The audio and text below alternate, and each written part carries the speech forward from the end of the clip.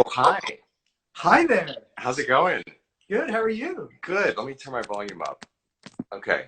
I Can you just hear me? woke up. I just woke up from a nap. Really? Yeah, I feel great. That's great. I wish I had. Are you napping much these days? Oh, yeah. Um, I'm napping. I'm taking baths. I have to say, I admire that you switch up your background a lot with these. Well, I was doing it in my nooks, my little dormer windows for a while, but the light was so hard on my face that I Yeah. had to move it further indoors. Yeah, but I think a lot of people spend a lot of time picking their background. You see a lot of books, you see a lot of wallpaper, and then they stick with it forever. Right. But I like that you switch it up. Well, I have this unique ability here. I'll flip this around for a second. My dormers have a support beam running through them. Oh, yeah, I've seen that. So Yeah. when I sit in that chair, I can drape something over that behind me and instantly change the background. Oh. Do you remember? Did you used to watch Pee Wee's Playhouse as a kid? Yeah, sure. Yeah, I remember it. The mailbox. Yeah, he had a little booth where he could make phone calls on a tin can, and he like cranked something, and the background would change. He had like a Oh, roll of wallpaper behind him or something. well, that's very interesting. Yeah, I thought it's a cool idea. I think you need to show more of your house in general because the history is really fascinating from what It's I cool. know. Yeah. We sent you a postcard right after you sent us a lovely Yeah. Christmas Every card. time that I go to the Met or I see Madame X, I think of you because Yeah, because I live in the Madame X house. I know Same that's Madame so X. cool. We've actually got. Last time I went to the Met, we got these little lapel Oh, pins, are which they I thought was kind of magnets? funny. They're magnets too, but we got the lapel pins also. So Oh, now we okay. look like real nerds walking around with like a John Singer Sargent lapel pin. Yeah, but there's nothing like an old house with history and, Yeah. How old is your building? And is it still Um, the same place that you've been like nominally temporary, but it's no, I moved oh, about a year ago to a place in the same neighborhood, a block away on the Upper East Side, but I'm in Pennsylvania right now. I'm hiding. what I'm part of Pennsylvania? where? What part of Pennsylvania? Allentown, Oh, Bethlehem. okay. Yeah. So One my of my family lives there, and uh I was one of the people who um, unashamedly left New York as soon as I could, and I'm I just waiting. I miss it though. but who can blame you? I mean, you probably have like a backyard there, right? Yeah, I just got a bike yesterday, so I've been riding Yeah. that, and I've been walking, and I mean, my life would have been so much harder in New York, but I'm obsessed with New York, and I think about it all the time, and I feel for everybody who's there because I think it must be so hard, and also, Yeah. you know, I don't know. Especially for people who live alone. I mean, Yeah. that's Well, got to that's be the other really thing. I tough. mean, I have a small one-bedroom apartment, and that would have gotten old really fast. Right. Because even like, I mean, I don't know if you feel this way, but working from home, which our lives were not disrupted in the same way that a lot of people's were. Mm. And yet, I feel like my whole world was turned upside down. But I need time to pace and to walk Mm. around and to get up. And that can be hard in a small space, Absolutely. really hard. So I'm Yeah. grateful, although the amount of work that's getting done, apart from what I have to get done, is kind of minimal. Yeah, it's the same thing. I mean, I think there was that New Yorker article or the New Yorker cartoon about with like some guy in a raft with on a stormy sea, and it says, "Now's the perfect time to finish my novel." Yeah, And I it's like know. about to capsize, and it does kind of feel like that. There's a lot of my friends who aren't sort of freelancers or artists or writers or something are all like, "Oh, well, this is great. You got all this spare time." Like, not really. I mean, It's a weird phenomenon. I mean, I know I have to just feed myself and mm, sleep and make sure I'm alive and then get what I have to get done.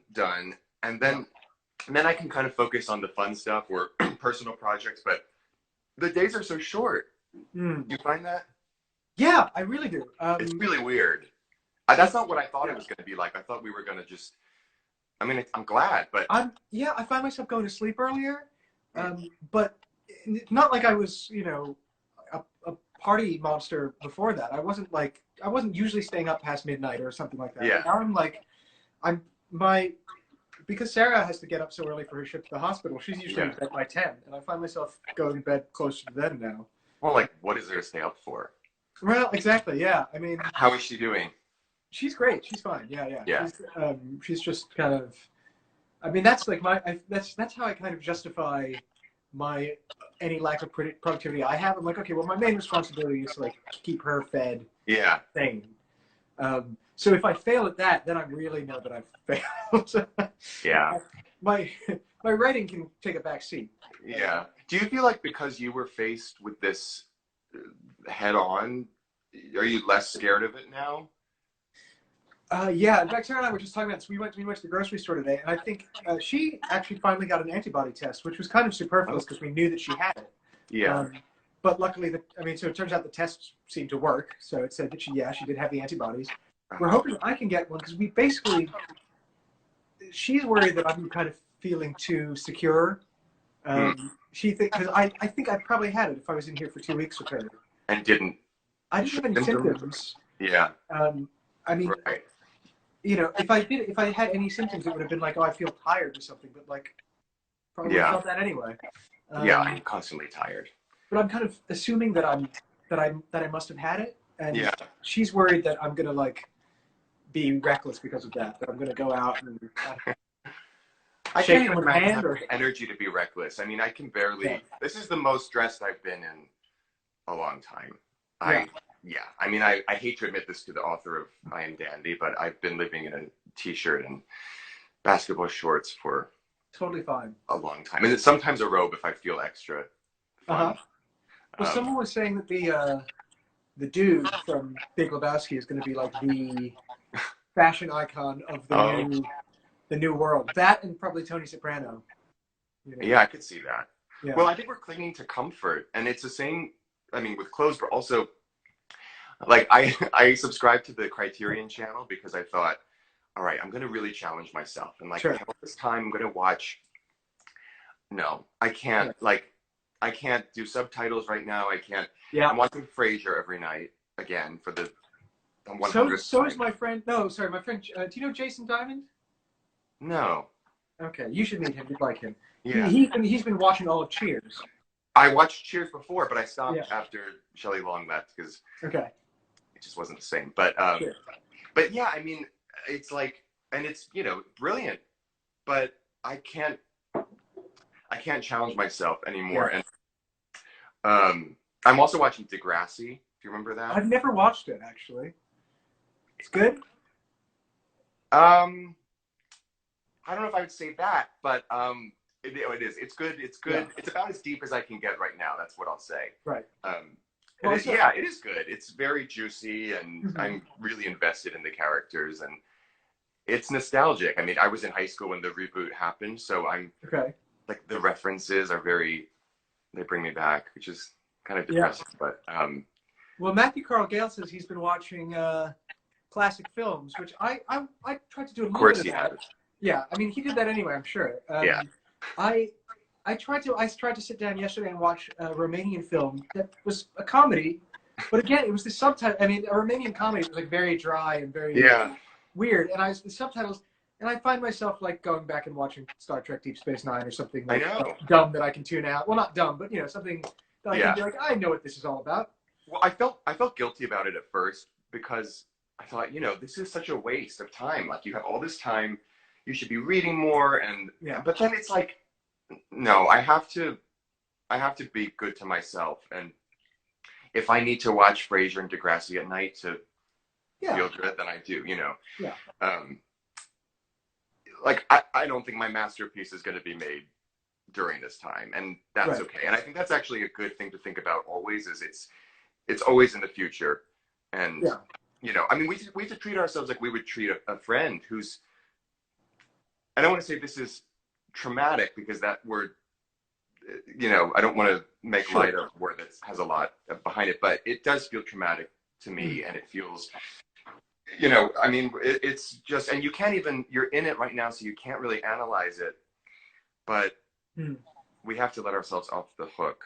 Yeah, I absolutely agree. I mean, Yeah. I think obviously so many of my projects were just put on hold. And on one hand, it was kind of like, well, it's great when you hear your editor say, "Don't worry about the deadline." But on the other Yeah. hand, like, I don't know when I was supposed to be in France with Rose right now, you know? Oh, really? Who knows when we'll be able I know. to travel internationally again? It might not be till next year. We have no idea. Well, you know what was so crazy? When this was, I was supposed to go to Germany in March, at the end of March. And when this was still new and mysterious, I mean, it's still mysterious, but early on, I kept thinking, I thought it was going to be my choice whether or not I would go because I didn't think it would be made for me. Mm-hmm. And I kept asking people, like, should I go? Should I wear a mask? Which at the time seemed so foreign.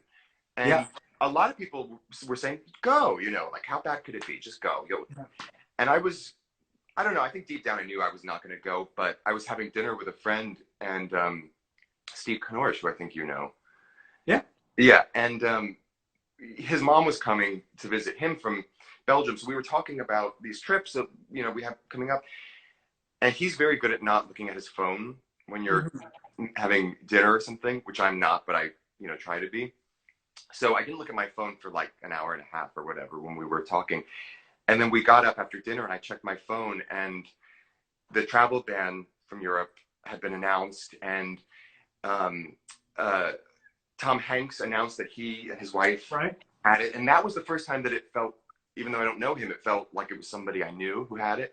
Yeah. And it was amazing how quickly I just thought, okay, all my plans are out the window. It really happened. So, because I mean, up until 2 weeks before the travel ban went into place, I was still taking French lessons because I was getting ready to spend basically a month in Champagne doing research on a different book. Oh. And it was 2 weeks before, not before I was set to leave, but before the travel ban happened, so I didn't know what was coming. Yeah. And it was the second to last French class I had.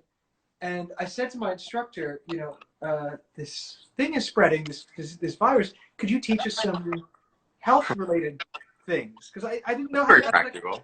I was guessing, you know, we haven't gone over this. You haven't, you know, said how to say, even I have a headache or, you know, I'm having trouble breathing or something like that. And it was like, why? Come on, like you're not going to need to know that. You're young. It's going to be fun. You're going to go to France. You're going to have a great time. Mm-hmm. And then, you know, obviously it all went out the window. Our final class was canceled, and I guess the silver lining is I think you'll have more time to perfect your French. Yeah, which I also haven't been doing. I haven't been doing either. I was trying to get better at German, and I had one sentence that I thought was really impressive that I was going to drop into conversation. Let me see if I can remember it. Im Vergleich, die Sonne ist die Erde rund. That sounds impressive, right? Yeah. It's in comparison to the sun, the earth is round, or something like that. Okay. Which is really hard to, you know, drop into conversation. But I thought, like, that would be really impressive at dinner, you know, just to sort of, when the lull, say that. It sounds wise. It sounds like it sounds like some sort of aphorism. But the problem is I can't really say much else. So I would then they'd ask me to expound, and I just sort of, you know, act like, well, think about that, you know. Well, you've seen Being There with Peter Sellers? No. Oh my God, that's a movie to watch. And that's funny. Oh, it's so good. He plays this sort of. If it's good, I probably won't watch it right now. Well, it's very funny, and I think you could handle it. I think it was Peter Sellers' last movie. Oh. And he says he's basically a kind of I don't know what's the right term. He's kind of he's a simple man. He's sort of developmentally disabled, maybe, but he's been working as a gardener in some rich man's house, and he's been isolated from the world for most of his life. And he's only gotten information about the world through television. Oh. And then the old man dies, and he's sort of thrown out on the streets, and he has to find his way. And he's got all these fancy clothes that he inherited from the old man. And all he can talk about is gardening. And he meets all these wealthy people, and he talks about gardening, and they think he's speaking metaphorically the whole time. And they think that he's really, really brilliant. Oh, that's funny. Such a funny movie. It's based on a great novel. What is it called? Being There. Being There. It's one of my favorite movies of all time. Can't recommend it enough. But also, my attention span, I find, is very short. I mean, even though Being There? Yeah. Yeah. Happy birthday, by the way. You just turned 30? Yeah, thanks. I can't believe how young you are. Oh, my God. Oh, yeah. It's amazing. It was not quite what I imagined. I mean, not that I was imagining something, Right. huge, Well, you but would hope for your 30th you'd have a social experience of some kind. yeah, it was very quiet and contemplative. And Yeah. You would this whole hope at thing, I mean, least I that think someone might kiss you or something, you know? yeah, well, I mean, that would be nice. Yeah. No, I was watching Degrassi in my robe. Although, yeah, I had a robe at that point. Yeah.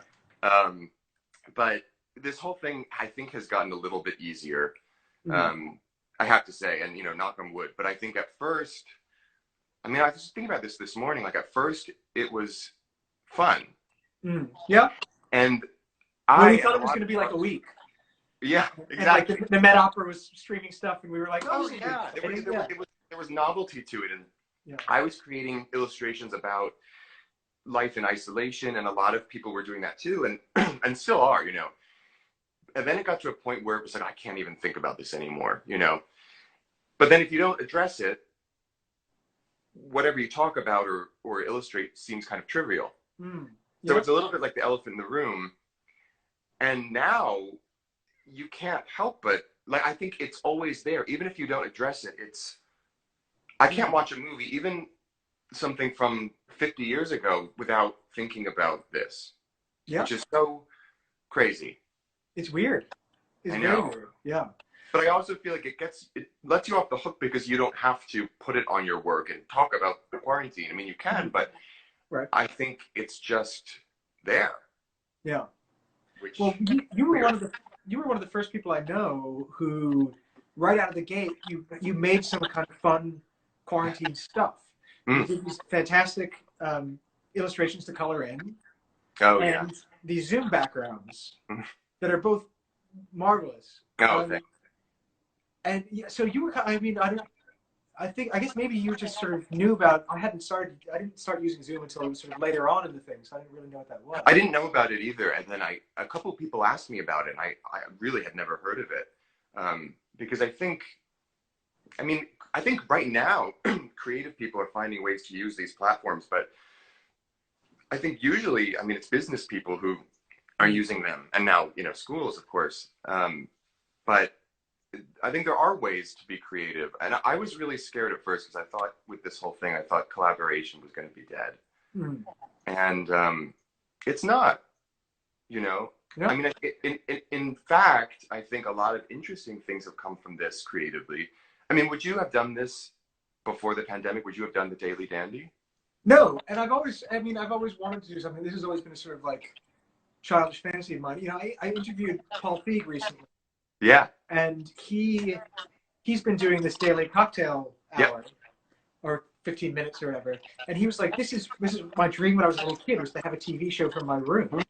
And I was like, me too, kind of. But I didn't want to have like a cocktail making show. I always wanted to be like Conan O'Brien or something. Yeah. Or Charlie Rose, I guess, before the scandal. But like, so yeah, this has been exciting. I don't think I would have done it without this. It's kind of thing I hope. And it's I think it's something I'm getting a little bit better at as I practice it, which is nice. Yeah. I've been talking for a long time about doing a podcast with people. And I think this has been kind of a good experience for me to see like what might and might not work if I ever do decide to do that. But I really think you could continue to do something like this, I'd like to. I really do. I mean, it's that age-old thing of like when there are parameters. As an artist, you create interesting things. Yeah. I mean, if somebody tells me to draw anything, I have a really hard time with that. But if they get specific, I mean, I even have some people will draw with like a crayon. They'll scribble it. They're not artists, but they'll say, "Do this, but do it, your way." And I love that. I think it's helpful. Yeah. Yeah. You do so many different things. I want to make sure that I get it right. So acting is your original great love. Well, I think it was drawing as a kid, and then I discovered the theater. I fell in love with acting and the theater, and that's what I went to school for and all that. So I just imagined I'd be doing that. I had this idea that you can only do what you study, So I never thought like art or visual art would be a possible career path because Yeah. I didn't study it, and I thought, well, what do I know about shading and color and all that stuff? But it turned out that was an asset for me. Mhm. But Yeah. also, if I did know what I was doing, that would be an asset too. So it's a little bit, the grass is always a little Right. green. But now you've managed to combine these two things because you're doing all these illustrations for Broadway. Yeah, I mean, it's so exciting for me. It really is a mixture of two worlds. And, you know, I forget who said this to me. Somebody said it at something, but they were saying like New York in particular as a city it always often feels like high school because you have all these what feel like clubs. Like you have the drama club and you have the fashion club and the whatever. And as an artist, an illustrator, I get sort of a glimpse into all of these different clubs. And it's fun when they combine a little bit because that really, I mean, that is like a dream. And Yeah. yeah, I hope that's, sorry. I was gonna say it's very. I find it very emotional how people are coming together to create things right now in every club. You have like the interior designers are doing things, and you have the fashion people are doing things with masks, and you have the performers creating artwork, and it's just I don't know. I thought it would be depressing. I really thought this whole thing was going to be really sad. And there are dark days for sure, but I find I'm constantly surprised at how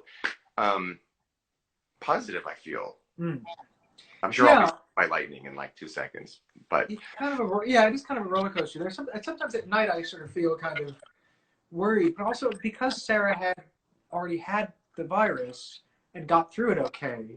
Yeah. My biggest fear is gone now. Like my biggest fear was her getting very sick.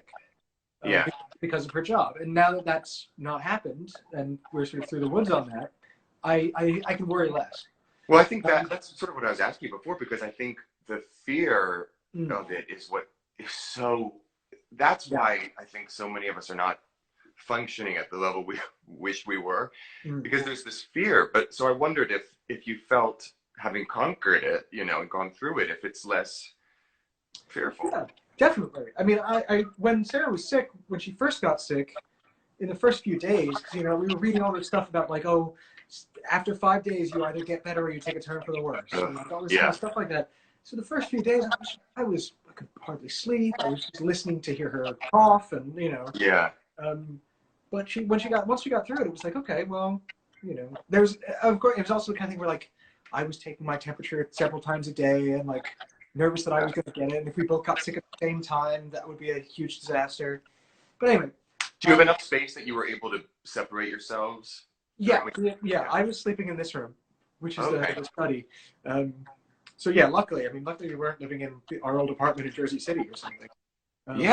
Our old railroad. Really scary. Yeah.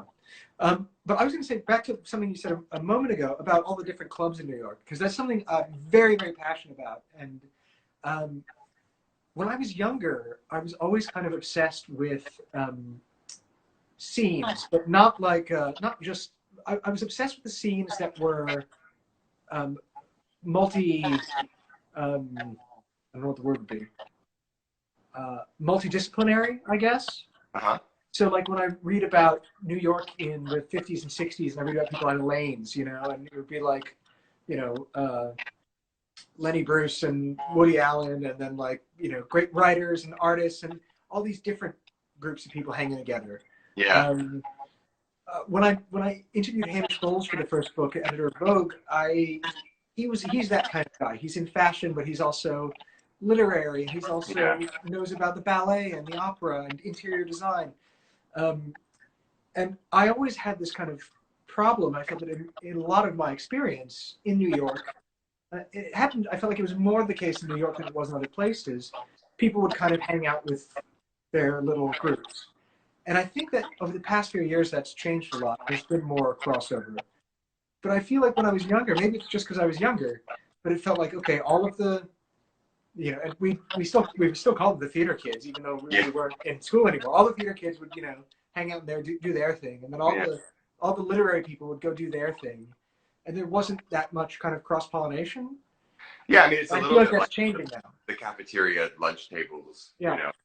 But yeah, I mean, I think I wish there was a place. I do think you're right. I do think that is starting to change.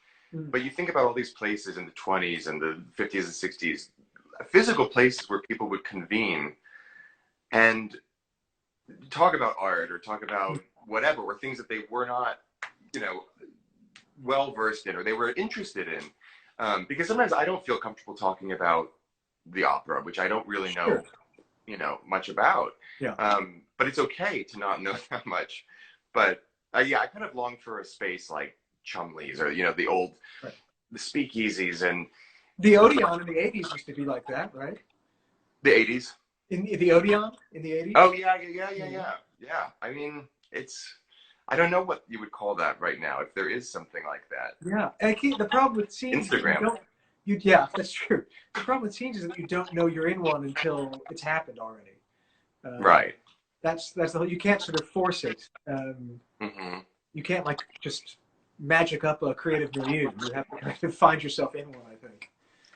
Yeah, I mean, are you keeping a schedule right now, or are you? This is the main thing that keeps my schedule going. So, did you always keep one?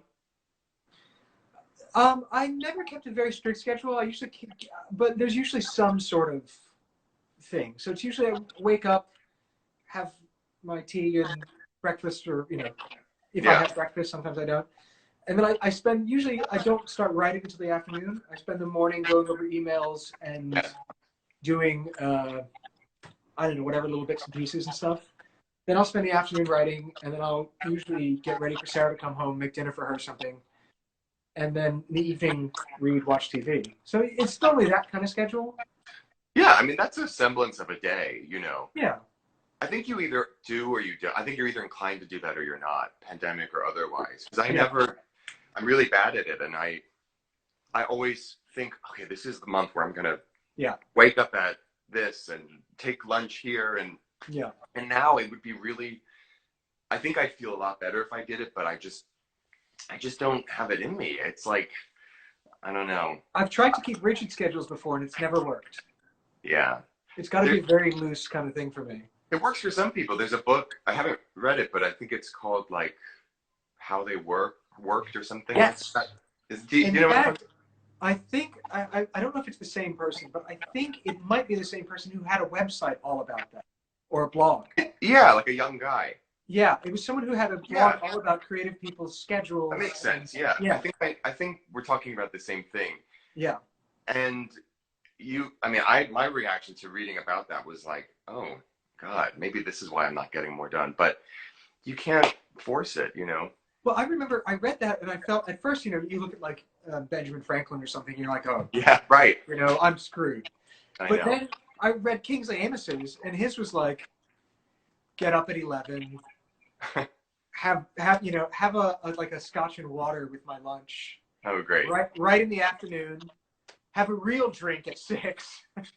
And then like stay up till 2 in the morning reading. And I was like, okay, you know, he wrote a lot of great novels. I mean, he also was like a big fat alcoholic at the end, but you know. Well, there's that. But I think it's almost like, I mean, writing, you know, do you outline? Do you just write as you go? And there is no answer, you know. Yeah. I mean, it's the same thing with illustration. Sometimes I would like to create an outline, a rough sketch of what it's going to be, but it never really looks exactly like that, which is what's exciting, you know.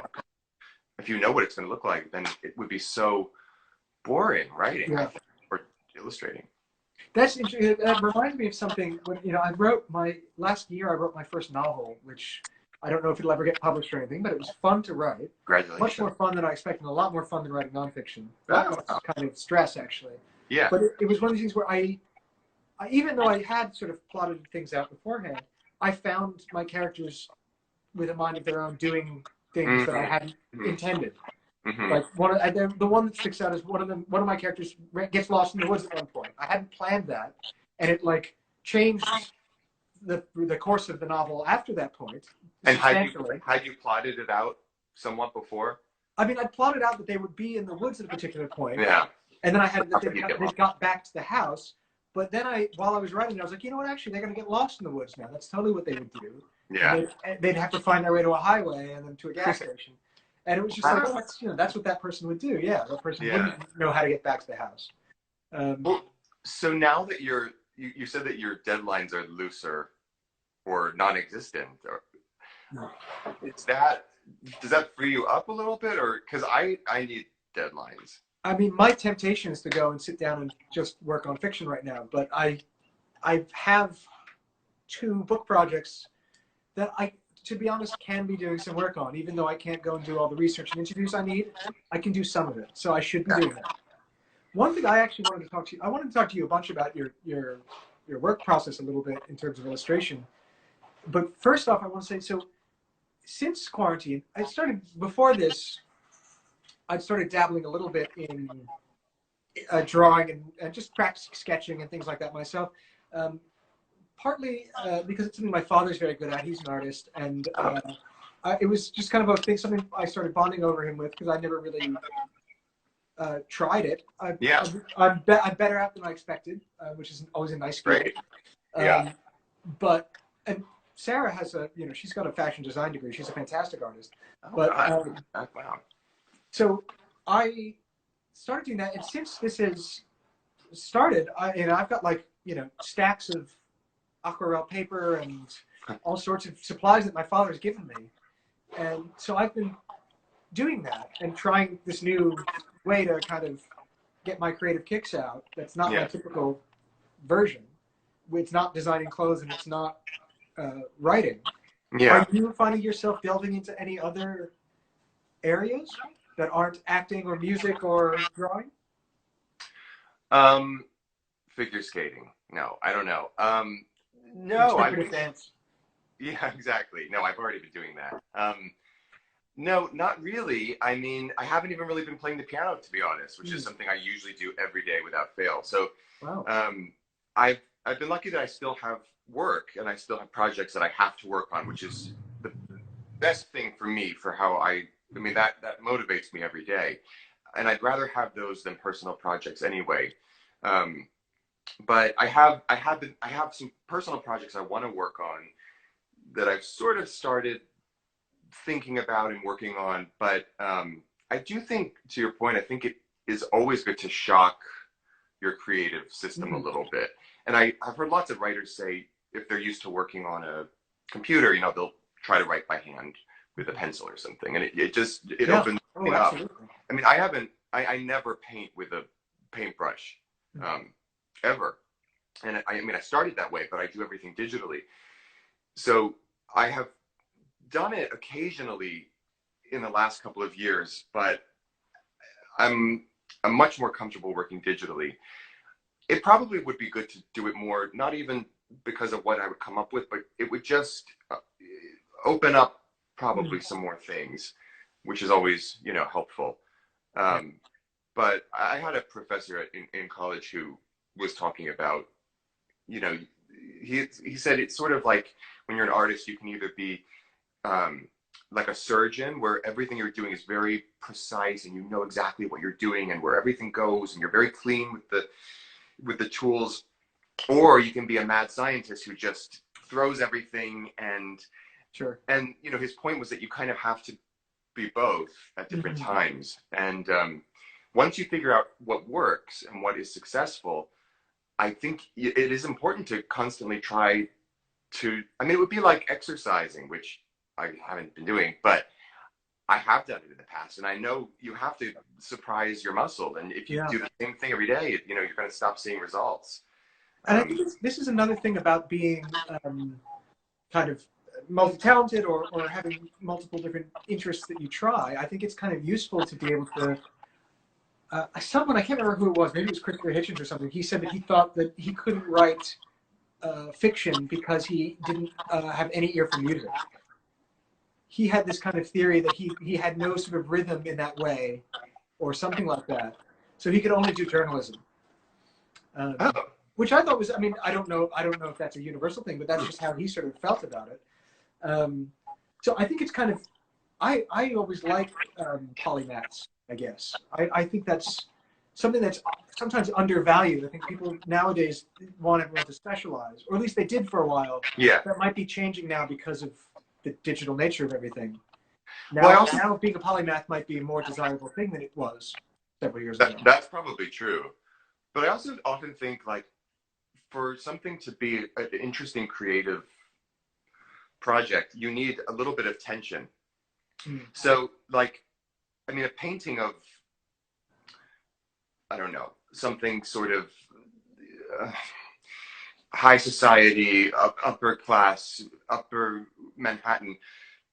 If you're painting that in upper Manhattan, wearing a suit and whatever, it's going to look a certain way. But if you can still achieve that while you're wearing the opposite of that, or you're doing it in somewhere rural or something, I think that that is that tension. I mean, it's the same thing like in, because I have so many friends who are interior designers and they talk a lot about tension and having something completely opposite next to something, you know. Mm. And Michel Faber is one of my favorite authors, and he wrote The Crimson Petal and the White, which I always bring up because it's my favorite book. But it takes place in Victorian London, but he was listening to jazz music while he was writing because he felt like if it still reads while he's listening to that as what it's Right. supposed to be, then he's done his job right. That's great. I really like that. I know. That's really, really good. Yeah, that put everything into perspective for me because sometimes I think we try to get the workspace to be exactly right. And I mean, right now I'm not in my normal workspace. And rather than be frustrated, I'm just trying to go, well, then what does that bring to the work? You know, I'm thinking about New York at this time outside of New York, which is brings out a whole other thing. If I were there, the work would be different. But yeah, I don't know. I think you need to have a little healthy Yeah. tension, a little imbalance and imperfection sometimes. It's not exactly the same thing, but it reminds me a little bit of. I interviewed Duncan Hanna a while back, the painter, and he had this thing about when he was younger and he was working on paintings, he would go to the Met and he'd walk through the painting galleries and try to picture his painting hanging up alongside Oh, things from the Renaissance and all that. He just wanted to make sure that, you know, not that he thought it would be as good as that, but that he said, you know, I wanted to make sure that it was still like that they could live in painting. the same world. Yeah, that was still fine art, you know, which is kind of an interesting thing. I'm very curious about working digitally, and someone's been asking. His mind has been blown by the fact that you're working digital. Yeah, yeah, yeah. You use a iPad and a No, I use a pencil, laptop and I use Photoshop and I use a Wacom tablet. And the reason I started working that way was because I was starting to realize I was going to be an illustrator, and the work you do as an illustrator becomes digital at some point. I mean, it's like you either scan it or you take a picture of it, and most people kind of clean it up. There's usually some digital component, even if you're working traditionally with paint. And I thought, well, I wonder if I could just cut out that step and do it digitally. So it was kind of like a challenge to see if I could figure out the technology. And I just love it. I find it really exciting. It also, if I were working with paint, it would take a lot longer to do revisions for projects. A lot of times you have to start completely over. It's much easier to change things digitally. And I really am embracing it. It's amazing technology. And I think there are so many tools on Photoshop. There's smudge tools, and I mean, I don't even know half of them or more. But I try to keep it really simple. I try to just use an eraser and a brush tool with different widths, and that's pretty much it. You know, so you still see lines, you still see imperfections, and it's not trying to make it look traditional, but I don't know, it just is what it is. It's just become how. So you basically built your own little digital toolbox in the same way that you would if you use specific kind of brushes. Yep, exactly. Is it meant to be like watercolor or oil or ink or? I use both. I use watercolor and I use oil. And I mean, I could use gouache. I could use um, acrylic. I mean, I could use charcoal. There's Mhm. everything you could Yeah. possibly imagine, but um, I've just kind of found out what works for me. And it seems like every year or so, I discover like another brush or something. So it does evolve. But yeah, it's a really fun way of doing it. And I'm such a purist. I love holding a book, Mm. all that stuff, and I love oil paint. But I've really come to embrace Mm. the digital stuff in a way Yeah. that I never thought I would. But I totally, yeah, I love it. Well, I mean, one of the things that's so striking about your paintings, you've got these very confident lines in there and stuff, and that's probably, uh, I guess, easier to achieve if you're doing that digitally, right? Well, I do feel like I've said this before. Like I feel much more fearless Mm. working digitally because if I had one sheet of paper and I didn't want to be there all day, I would be much more cautious about how that line looks. But digitally, if I don't like it, I can erase it, and Yeah. I haven't wasted paper. I don't have to clean it up. Um, so there's, I mean, the other side of it is working with paint is an incredible experience that engages all of your senses. Well, not all of them, but many of them. And so I don't smell oil paint and I don't smell turpentine and all those things that a lot of artists do. But, I'm an illustrator and it's a great tool for illustration. Mm.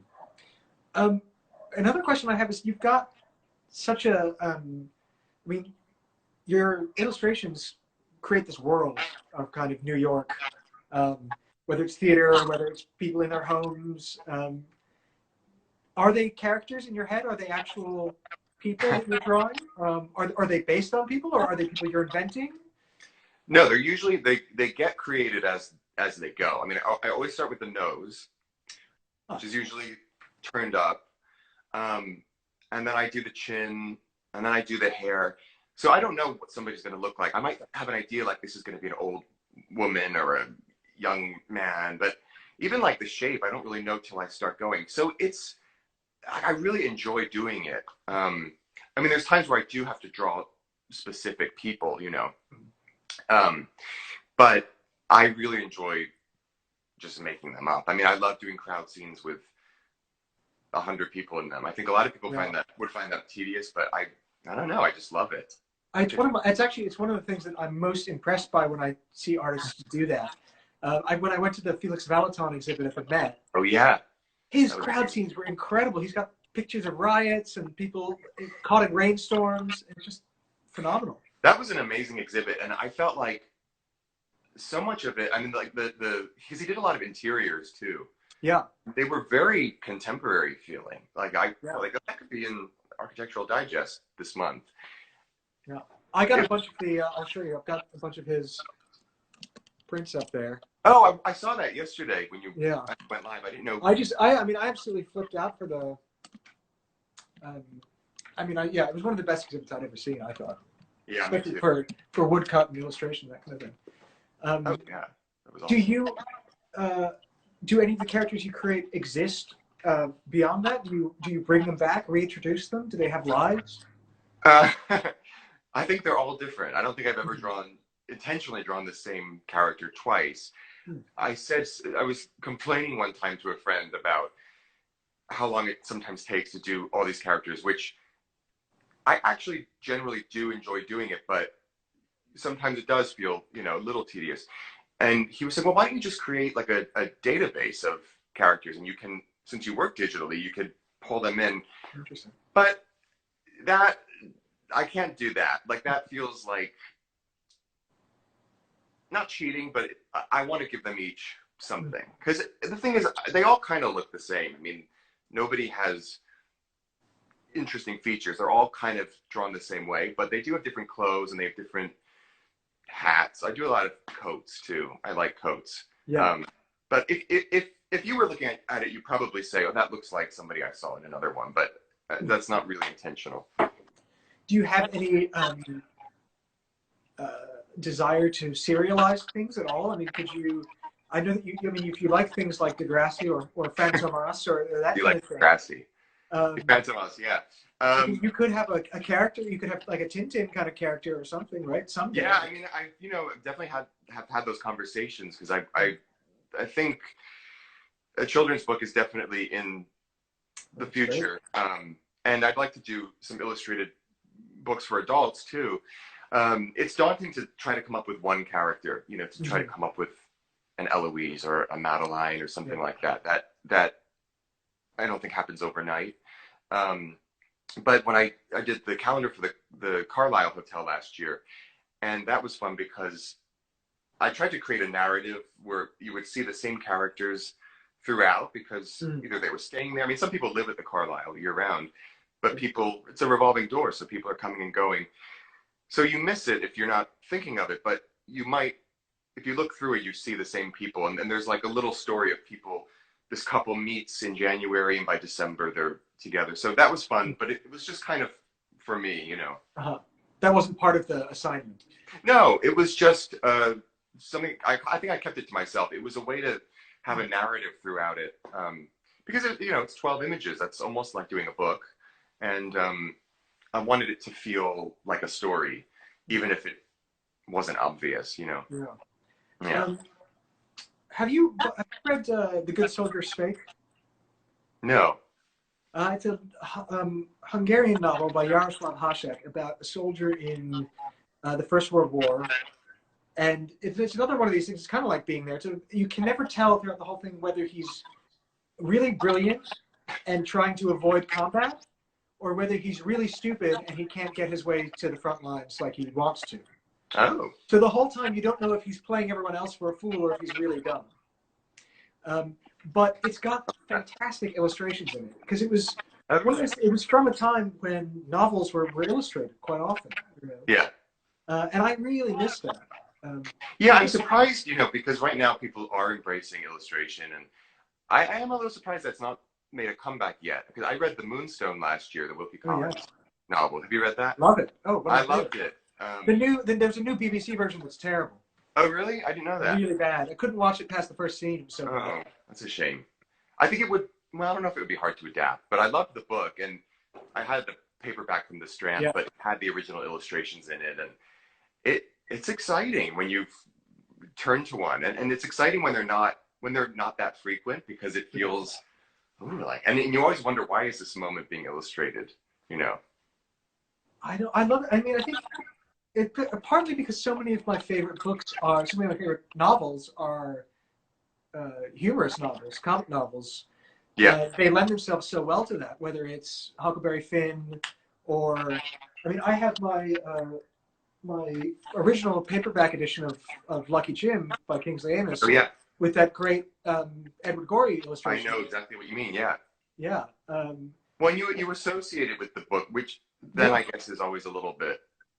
Is that a good or bad thing? I mean, I can't think of The Great Gatsby without the eyes. Oh, right. Yeah. And I've seen other copies of it, but it's always like, I wonder why they chose.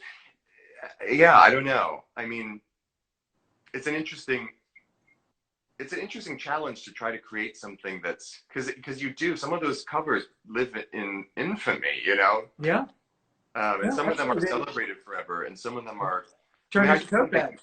What's that? Turned into tote bags. Totally. Yeah. Socks. Yeah. I had a Great Gatsby T-shirt in college. I've seen them. Yeah. Yeah, from Urban Outfitters. Yeah. I thought it was so cool. I still have it. It's upstairs. Yeah. That's good. Yeah. I actually think a Great Gatsby T-shirt is cooler than like someone who's like going to a Gatsby party. In fact, if you're ever invited to a Gatsby party, you should show up in like shorts and a Gatsby T-shirt. I know. Well, I really loved the remake. I loved how modern it felt, and am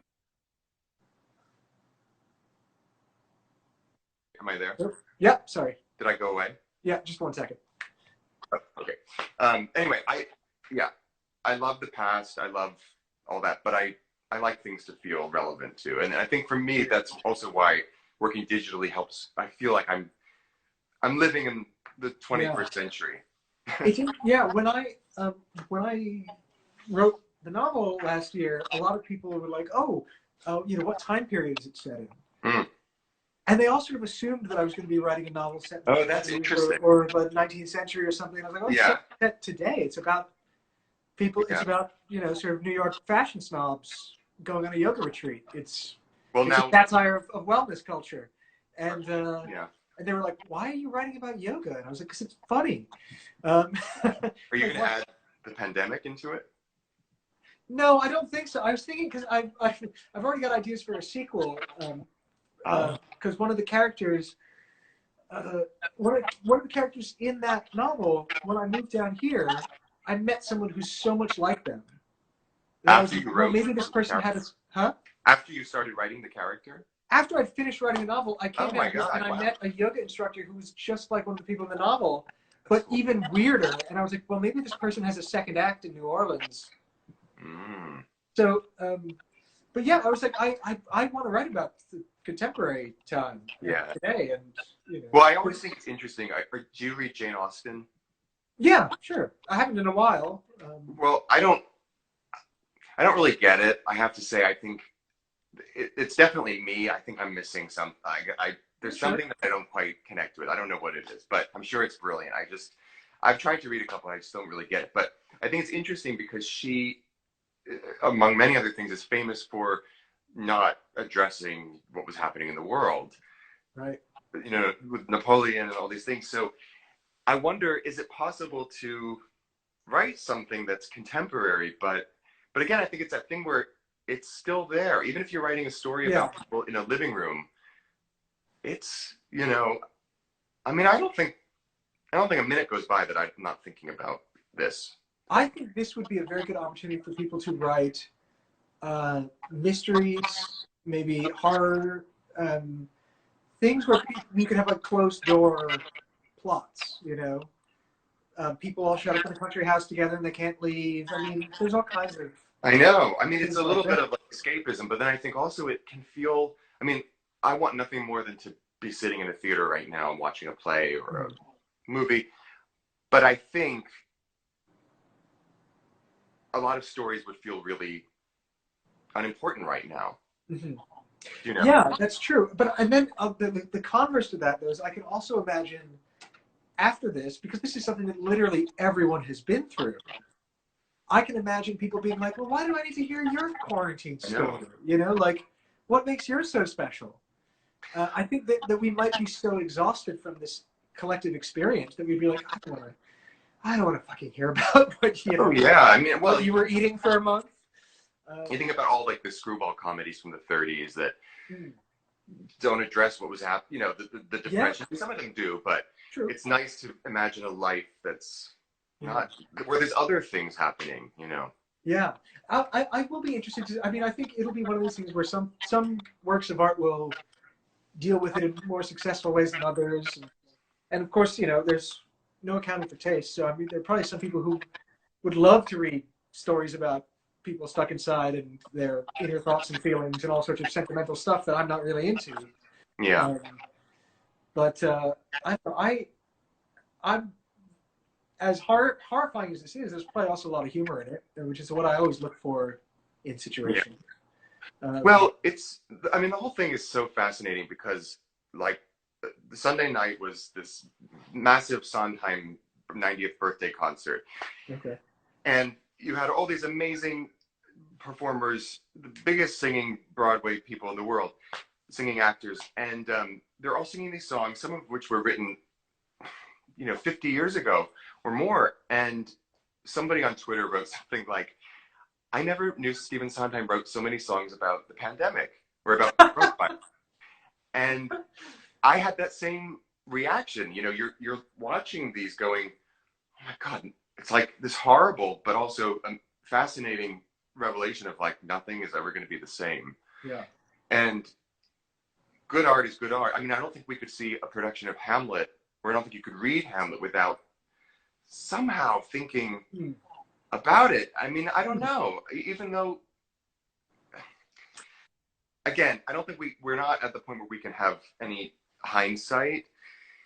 I hope that we can laugh at things, and I mean, and I think that's why I'm not a political cartoonist, but I do really enjoy seeing, there are a lot of great artists who are commenting on what isolation is like right now. And I mean, there's so much imagery in wearing masks and, you know, all of it. It just. That New Yorker cover of Trump with the mask over his Oh my God. one of the best pieces of political cartooning I've seen in ages.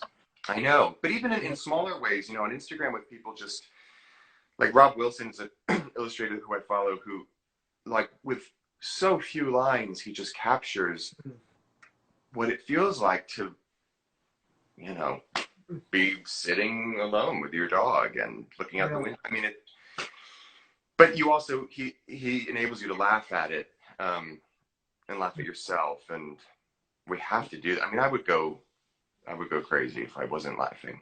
Yeah. Yeah. Well, I also think there's also, I mean, I think of like Gogol or these kind of Eastern European and Russian authors who were able to find humor in the most dark situations. You know, people selling the names of dead people for tax revenue and that kind of stuff.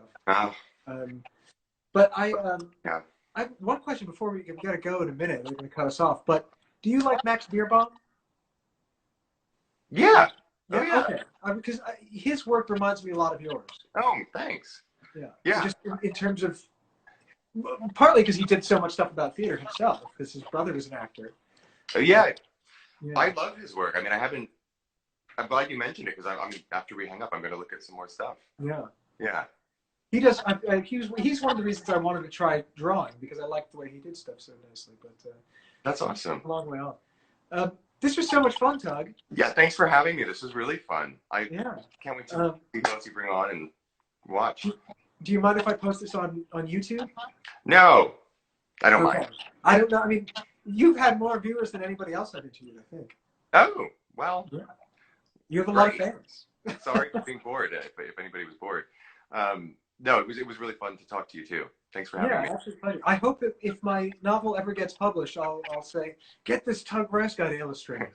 That'd be great. Yeah. I'd love to. I can't wait to read it. Well, and show us your house more. Yeah, I'll do that. Maybe I'll do a spin-off of this where I'll have everyone looking around their houses. That'd be kind of fun. That'd be fun. We could do a Sean virtual Crowley and I are talking about doing a show and tell thing from now on. Oh, that's great. Yeah. I love that. We might do that. Well, thanks for this. Night. You know, stay safe, stay healthy. You too. Good talking to you, buddy. Okay, take care. Bye. Bye.